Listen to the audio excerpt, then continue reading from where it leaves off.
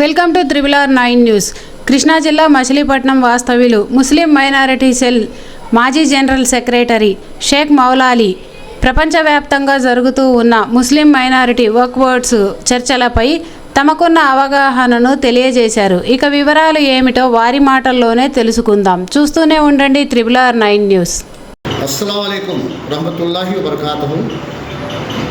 నా పేరు షేక్ మౌలాలి. నేను కృష్ణా జిల్లా మచిలీపట్నం నుండి మాట్లాడుతున్నాను. ఈరోజు ముస్లిం సామాజిక వర్గాలకి, ముస్లిం ప్రజలకి చాలా సంతోషకరమైన విషయం ఏంటంటే, ముస్లిం యొక్క వక్ఫ్ అమెండ్మెంట్ బిల్లులో ఎన్నాళ్ళలో పాతుకుపోయినటువంటి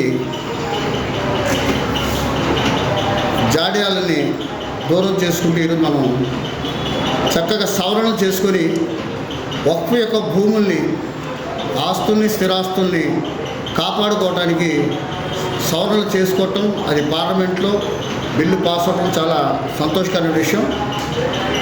ఎందుకంటే ఈ వక్ఫ్ అనేది మనకు దేశానికి స్వాతంత్రం రాకముందు నుండి, బ్రిటిష్ కాలం నుండి ఉన్నటువంటి ఇది ముందు నుండి, ఇది 12వ శతాబ్దంలోనే మనకి మా భారతదేశంలో వక్ఫ్ అనేది విధానం చట్టం నడిచింది. 1913 నుండి 1995 వరకు, దేశ స్వాతంత్రం అనంతరం 1954లో జవహర్లాల్ నెహ్రూ గారు, ఆ తర్వాత పివి నరసింహరావు గారు, వీళ్ళందరూ 1995 యాక్ట్ చేసిన చట్టాల్లో, ఈ చట్టంలోనూ వక్ఫ్ చట్టంలో ఉన్న లోపభూయిష్టాల వలన ఎన్నో అవకతవకలు జరిగినాయి. వక్ఫ్ ఆస్తులు అన్యాక్రాంతమైన, పరాధీనుల చేతిలో కొన్ని ఆక్రమించుకోబడ్డాయి. మరి ఈ విధంగా దాని యొక్క ఆదాయం ముస్లిం సామాజిక వర్గానికి ఎటువంటి ఉపయోగం లేకుండా నిరుపయోగం అయిపోయి ఉంది. దానికి ఎగ్జాంపుల్గా చెప్పాలంటే, ఇప్పుడు ఈ వక్ఫ్ ఆస్తులన్నీ ఈ ముస్లింలు యొక్క పెద్దలు, నవాబులు ఇచ్చినవి కాదు. కొంతమంది మన హిందూ సోదరులు కూడా మన కోసం వక్ఫ్కి ఇచ్చినటువంటి ఈద్గా స్థలాలు ఉన్నాయి, దర్గా స్థలాలు ఉన్నాయి.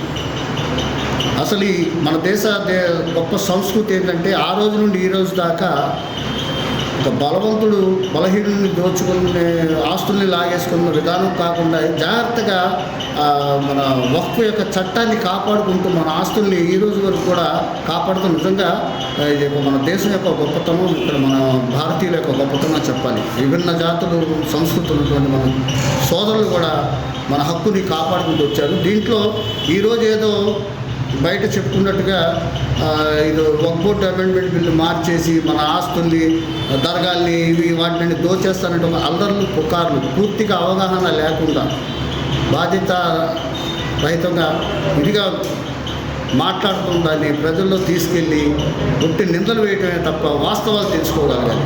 దీంట్లో ఏం జరుగుతుంది? 1995 వక్ఫ్ యాక్ట్ ఏ విధంగా ఉంటే ఆ విధంగానే ఉంది. ఇక్కడ మార్చాల్సిన అవసరం ఏముంది?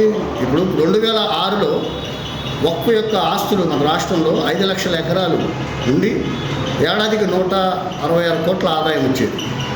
క్రమేణా ఏం జరిగింది? ఆస్తులు పెరిగినాయి. 2025కి ఇది 8,70,000 ఎకరాల ఆస్తులు అయ్యింది. దాని ఆదాయం ఎంత ఉందండి? ఇప్పుడు కేవలం 9 కోట్లు, 10 కోట్లు ఏడాదికి. 116 కోట్లు ఎక్కడ? ఈ 99 కోట్లు, 10 కోట్లు ఎక్కడ? అంటే ఏమైపోతుంది ఇది? ఇది ఏమైనా పేదలకి పనిచేస్తున్నారా?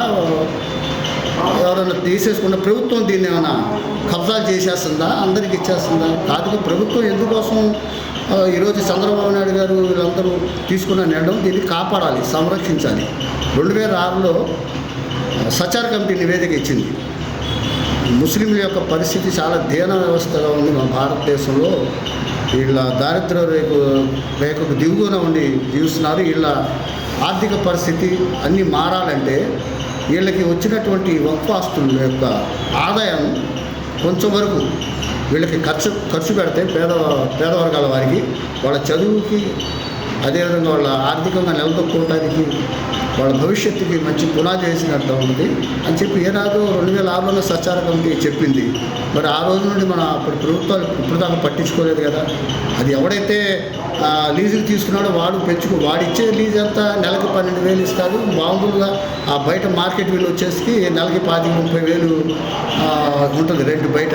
ఇదే 12,000 10,000 లేదా 5,000 2,000 ఇచ్చి ఒక్కొక్క వాళ్ళకి అధికారులకి ఇచ్చేసి మార్చుకునే పరిస్థితి. మరి వాటిని అన్నింటినీ అరికట్టాలి, లెక్కలని క్రమబద్ధీకరణ చేయాలి అని చట్టంలో మార్పులు సెక్షన్ 40 వలన ఇదవుతుంది, అవకతవకలు జరుగుతున్నాయి. కాబట్టి అధికారాన్ని కూడా దుర్వినియోగం చేస్తున్నారు ఒక్క అధికారులు, కబ్జాదారులు అందరూ. వీళ్ళని డిజిటలైజ్ చేయాలి, వీటన్నింటినీ అకౌంటబుల్గా చేయాలని చెప్పేసి మరి చంద్రబాబు నాయుడు గారు ఈరోజు మోడీ గారు కలిసి తీసుకొచ్చిన మార్పులు ఉన్నా ఇది ఉపయోగమే. కానీ ఇటువంటి ముస్లిమ్స్కి ఇది అన్యాయం జరుగుతున్న విషయం, అది అనవసరమైన రాద్ధాంతం చేసుకునే విషయం కానీ ఒకసారి తెలుసుకోవాలి. ఒక 5 పాయింట్లు వాళ్ళు 40 సెక్షన్ ఒకటి తీశారు. గతంలో కూడా వక్ఫ్ బోర్డు అధికారులు అంటే ఒక్క బోర్డు యొక్క అధికారం ఉన్నా కూడా ఇక్కడ ఏమైనా అవకతవకలు జరిగితే ఆ జిల్లా కలెక్టర్కి చెప్పేవాళ్ళు.